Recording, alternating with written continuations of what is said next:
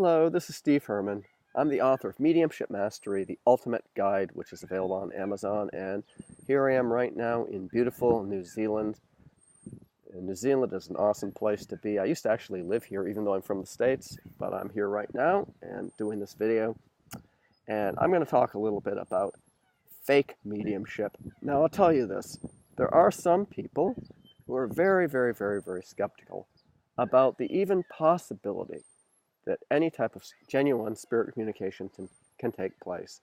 So from the perspective of someone like that, they literally would think that all mediums are complete con artists or just completely gullible and deluded. In fact, in terms of being gullible, they would think that anybody who would consult a medium would have to be extremely gullible. But I'll tell you this, in all the decades I've been involved in the spiritualist movement, and I've worked as a medium, in a genuine sense, most mediums are very, very, very honest, are very ethical.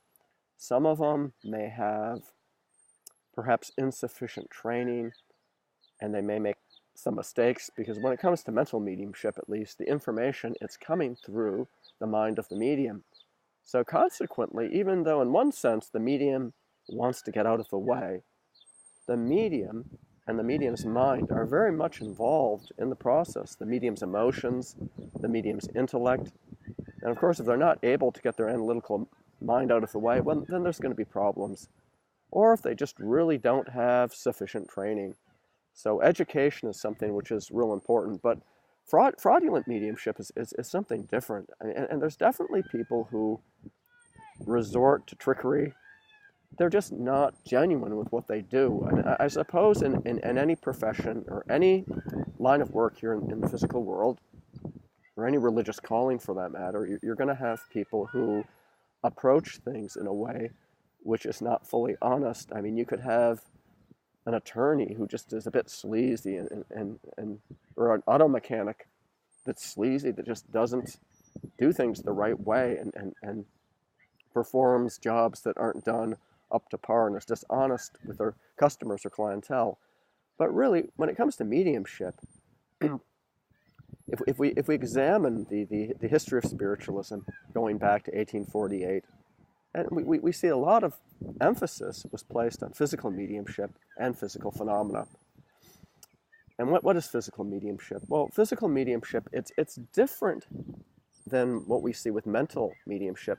Mental mediumship involves the psychic or intuitive ability of the medium, and the mind of the medium is involved, and of course the only individual subjectively who's experiencing the communication is the medium. They may be seeing a spirit, they describe the spirit to someone else, they're having all these sensations and intuitive inner experiences and interaction with the spirit world, but really it's something that's taking place within their own mind. Now with physical mediumship, it's really dependent upon the chemistry of the medium. And if we see in the early movement, there was an emphasis that the spirit world had in terms of wanting to reach as many people as possible. Consequently, there was a lot of physical phenomena. And physical phenomena, again, it involves the utilization of the chemistry of the medium or other people who are present within the particular session to create this type of phenomena. Oftentimes we associate ectoplasm with physical phenomena, materialization of spirit forms.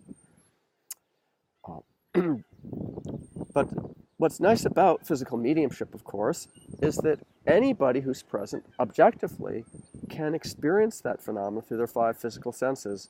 And of course, if you go back, there's a lot of people that were drawn to this because of the physical mediumship taking place. We go into the 1850s, into the 1860s, the Civil War in the United States, that era. So many people were into spiritualism. It spread from the States to North America, over to England and to continental Europe, and ultimately worldwide as a movement. So there was a lot of trickery that took place within the spiritualist movement involving physical mediums and involving mental mediums. And that type of trickery continues to this day. I mean, there's literally places where you can go to a physical seance, for example. You have to fill out an application form. before you go into the seance. It's to protect the medium. Well, if you go into a seance, first of all, there's absolutely, I don't care what any medium says, what excuses they might give, there's no reason why you need to fill out any type of application form giving or show your identification to go into a seance. The other thing is when we talk about physical phenomena, I know in my own experiences, any type of phenomena that's taken place, we've had dim light or red light. So all this stuff about having to have a dark seance, and that's just complete bunk. If we go back within the history of spiritualism, we see so many examples of physical mediumship in which the phenomena took place in dim lighting, in which people could actually view with their physical eyes what was taking place. So if the lights are turned off, if they're really playing loud music, and definitely if you have to provide information beforehand, you know that there might be something fishy going on.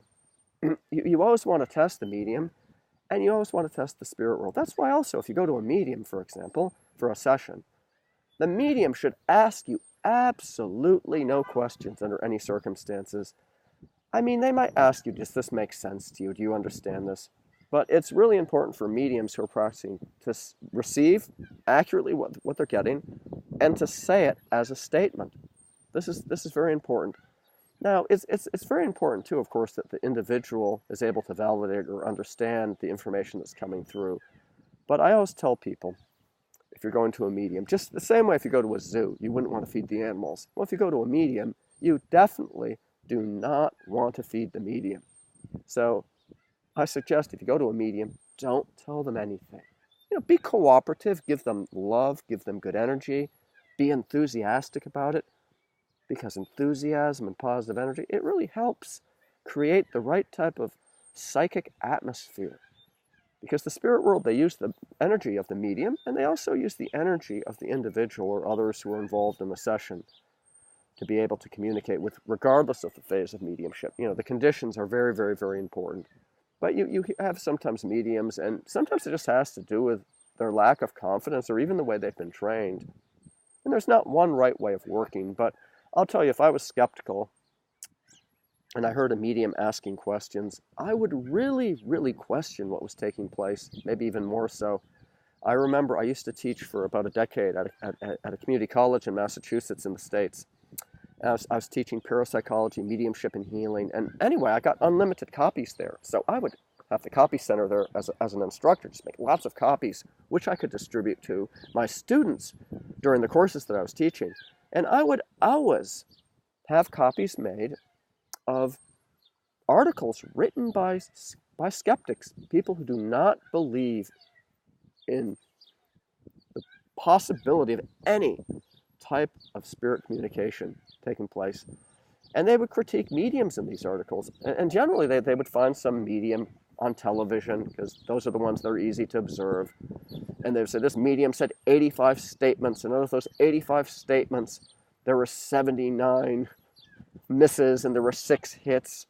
Or they guessed 45 names, and only 3 of them were right. This type of thing. The medium asked so many questions. And sadly, a lot of mediums who have presented things publicly, perhaps on television, they ask a lot of questions.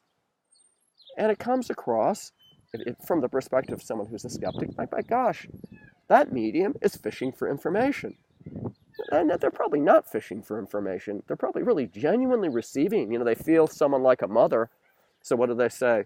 Well, is your mother in spirit? And instead of just saying, I feel a lady who's like a mother, or describing factually what they're receiving. But you do have mediums that they'll stand up in front of a whole group of people. Does anybody here know somebody with the letter E in their name?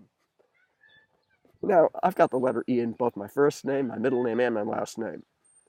And I think that quite a few of us do who are probably watching this video. So that throwing those types of things out there, it just doesn't come across real well in terms of convincing someone who really, in some cases, is antagonistic against this. But fake mediumship exists. I remember back in 1976, I remember I went into the shop, and they had this new book. It was called The Psychic Mafia. It was a paperback book. How many of you out there watching this video have read The Psychic Mafia?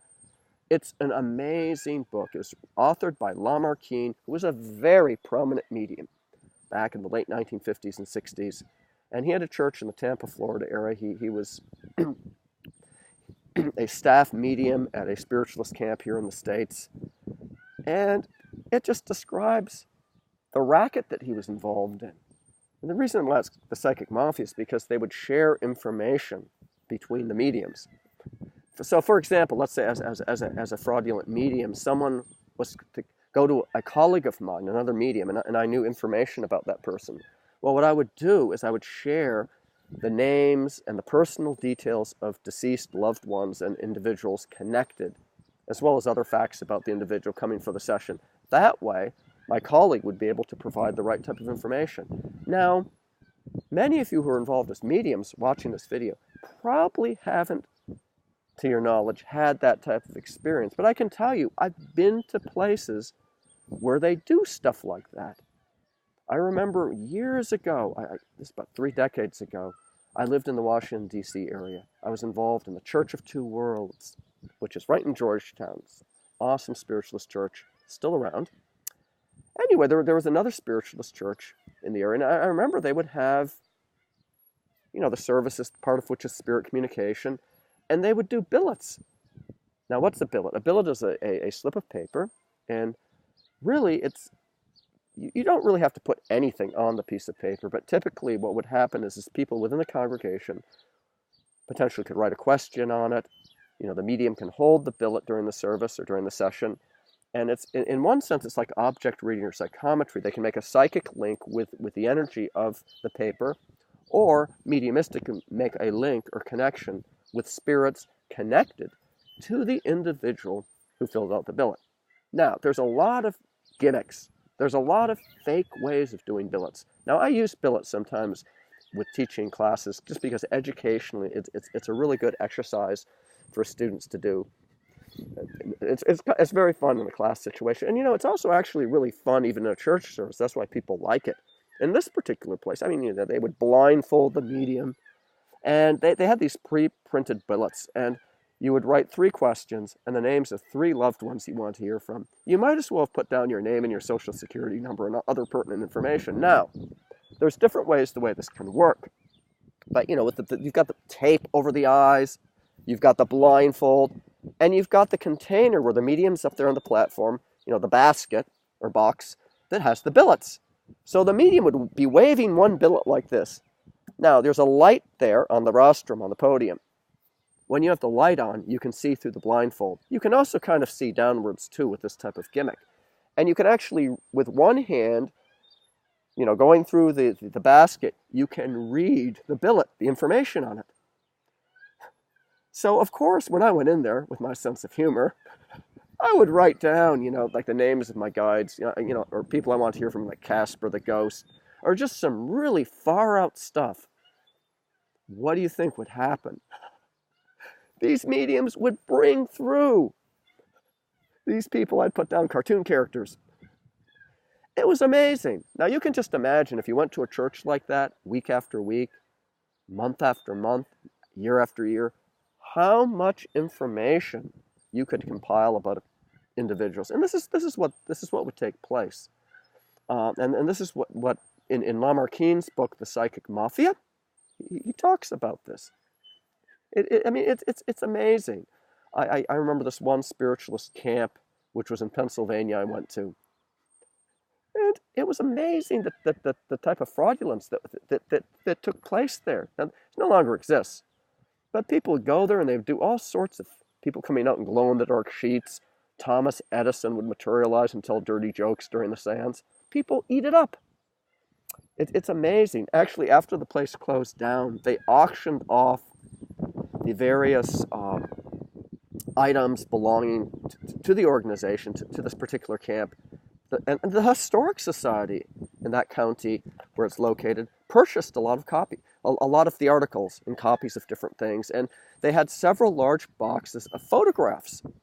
Now, there were spirit photographs. It would have the person sitting and all this ectoplasm would be around him. You could see the faces of the spirits, Indian guides, Thomas Jefferson, Abraham Lincoln, people like that.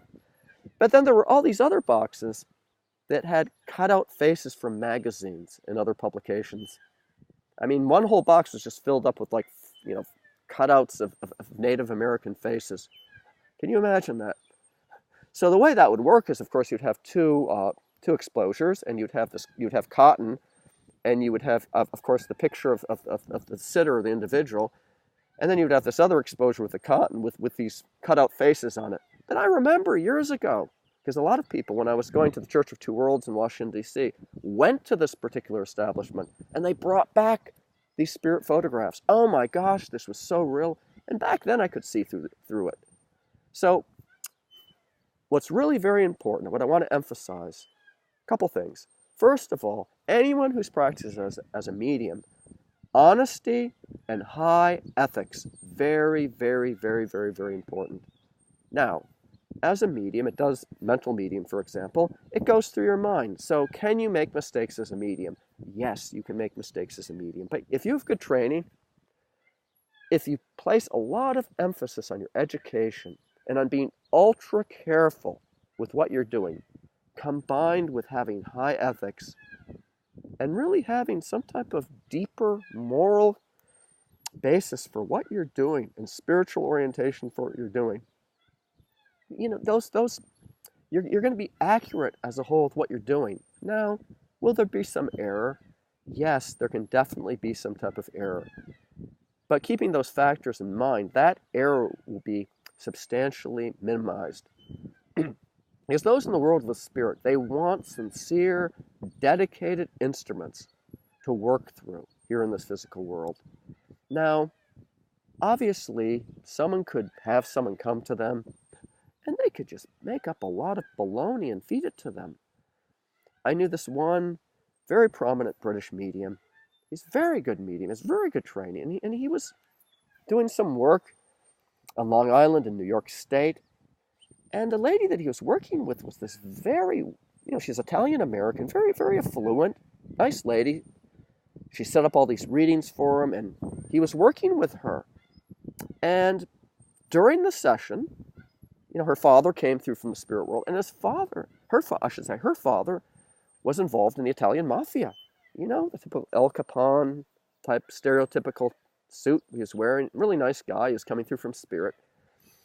And anyway, toward the end of the session, she had a question that she wanted to ask this particular medium.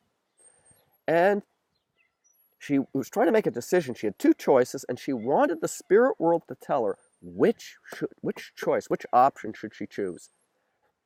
Option A or option B. So, the medium, not knowing what any of this was about, of course, went to the spirit world, and her father came through as well as others, and they just said that they didn't feel it was a good idea, and they really would not give her any kind of definitive answer or response. She didn't like that one bit. I guess she was kind of aggressive or very, adamant about getting some type of information from spirit and answer to her inquiry. But this particular British medium, top grade medium, excellent individual, really good training, very ethical, very honest with what he does. He gave exactly what he got. Now, just to shut her up, there probably are some mediums out there that would have said, oh, you need to pick selection 1 or selection A. Or, oh, you need to choose this selection B, selection 2. Some mediums probably, just to get her to shut up, could say something like that. And she probably would have been very satisfied. Why? Because that's what she wanted to hear. Now, it was later on, not long after that, the medium found out that the question that she had been, her inquiry, basically involved the fact that she had wanted to have someone basically killed. And she wanted to basically hire a hitman to do it. She had two different individuals in line to be hit, to potentially do the job, do the killing for her.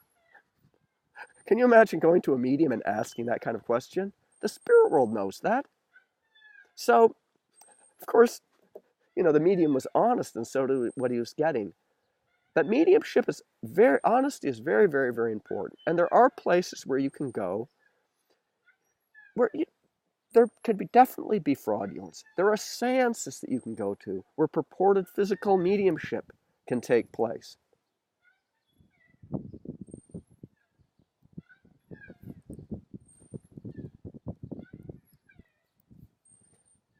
But the most important thing is the honesty. Test the world of the spirit. Test the medium. And the spirit world will do their best to come through with information that beyond a doubt provides absolute evidence of the reality of the world of the spirit. One of the best magazines that you can read it's called Skeptic. How many of you have read Skeptic magazine? It's a fantastic magazine to put out. I remember I used to subscribe to the Skeptical Inquirer, but that's a bit boring. It's not quite as good as Skeptic magazine. But if, as a medium, you want to read what are people who would consider themselves opponents of mediumship saying about mediumship. Are you doing cold reading or are you doing hot reading? So if you ask all these questions, that's something that people are going to think, oh my gosh, you're just fishing for information, you're doing cold reading. Even if you get it right, you must be doing hot reading. You've researched the person coming to you for a session on Facebook. So you're not necessarily going to be totally able to prevent people from thinking that your mediumship is fraudulent or that that this stuff just doesn't exist. But the big thing is, it's important to be true to yourself and to be true to the world of the spirit. So I want to encourage all of you, if you're not involved in mediumship development, it is something that you might want to consider getting into, even just on a more psychic level, because you get in touch with yourself. It'll certainly help you on a personal level. But if you're going to different types of mediums, think about some of the things I've said. I could talk much longer about this, but it's really, really, really important not to be gullible. God gave us intelligence for a reason, and we want to use that intelligence. And if you're a medium, really try to develop high ethics with what's taking place with this. Often we see, I call it microwavable mediumship. Go to the Saturday workshop and instantaneously, I can have my own cable TV show. I can be out there doing work, all sorts of things like this. But really, it's not just about being able to get through information. Part of the training, part of the education involved in our development as mediums, as channels for the spirit world, is how do we interact with people? It's all about love. Mediumship is all about healing. It's to help us connect within ourselves with God and to have a greater understanding of why we're here in this physical world. So thank you so much for watching this video, and I hope that you got some ideas out of it. Feel free to comment below. Please subscribe to my channel, and please share this with others. And if you're interested, please check out my book, Mediumship Mastery, The Ultimate Guide, The Mechanics of Receiving Spirit Communication, which is available on Amazon worldwide. And I'm really into the teaching, educational aspect of it, and as well as the healing. So may God bless each and every one of you. Thank you so much for watching.